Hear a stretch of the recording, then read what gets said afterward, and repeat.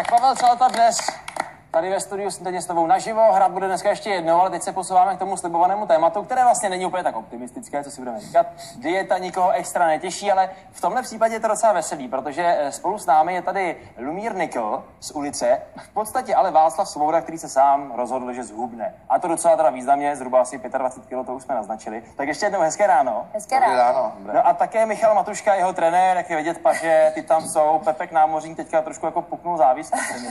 Ale to asi Hezké ráno. Tak sednu spíš teda takhle, vidím. To až v červnu.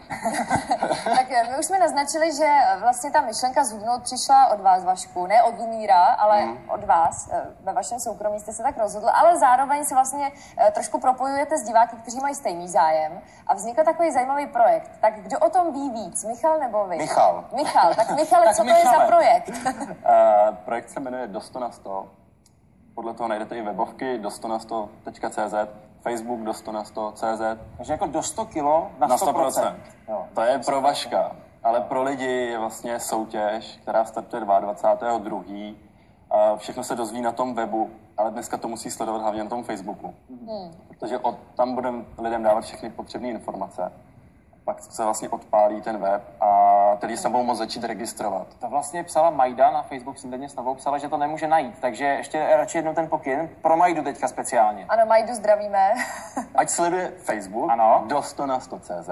Do 100 na 100.cz tam napíše, jo, teda? Do 100 na 100.cz. Do 100 na 100. Jo, do 100 na 100.cz. Výborně. Ano. Psal tam i teda divák Tomáš, když už jsme u toho, my jsme to tady projeli a píše: Vašku, zdravím tě z Moravy, v postavu máš super. A my to máme jako většina super postavy. Takže jako podle některých hubnout samozřejmě vůbec nepotřebujete. Ale když jsme u toho, tak máme tady zajímavé informace z jednoho zajímavého přístroje, který vlastně analyzuje vaše tělo a řekne vám, kolik máte tuků, svalů a všeho. My tady máme konkrétně Václavovy výsledky. Ano. Můžeme do toho takhle nakouknout a změřit trošku, jak na tom Vašek je? Asi takhle.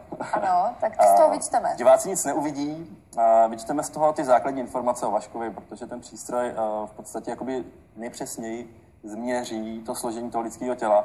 A pro nás hlavně, je to strašně důležitý. Hlavně ta finanční konto, tady se mi líbí ta položka finance. Ne, to je váha. Jo, to je váha.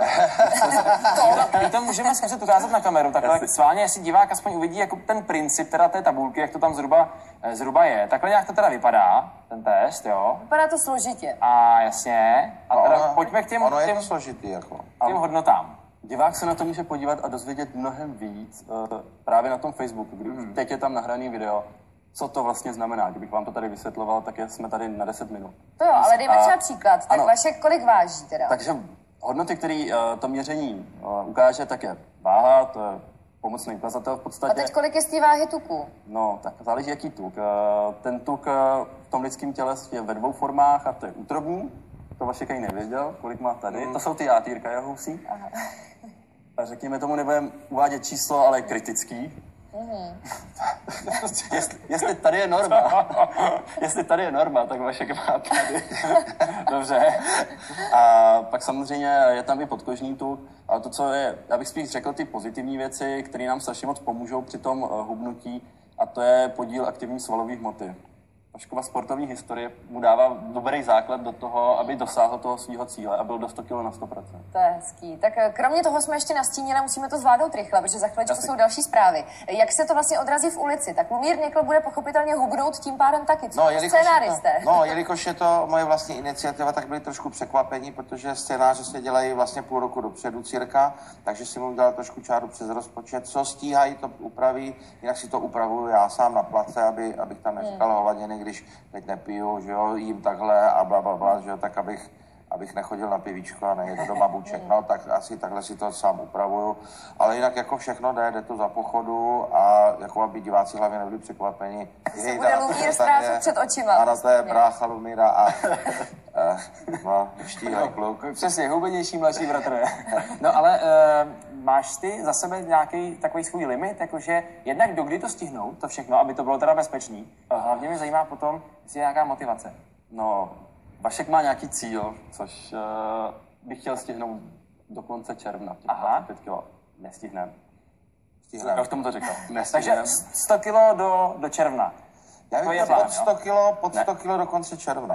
Tak pak to držíme palce teda. Já tak. No a motivace? Co bude, když se to povede? Já jsem motivován průběžně, protože já, jak mám rád pivo, tak mě vlastně Michal dal jednou za 3 týdny, když všechno dobře dělám a jsem takový hodnej a pracovitý, tak mi dá takový freedom, takže já si můžu Jedno dát... pití pivo. On ví, že jedno, to je pro mě ztráta času, ale prostě na pivíčko a dám si nějaký normální jídlo, že se odměním. Ano, cheat day. No, Ano. Držíme palce teda. společný S velkým respektem držíme palce, ať to klapne. No a bleskově ještě, než odstartujeme další ranní televizní noviny, tak pro vás máme soutěž. Ano, soutěž, protože celý tento týden můžete získávat právě voucher v hodnotě 1000 korun na nákup v prodejnách Superzo. Ptáme se vás,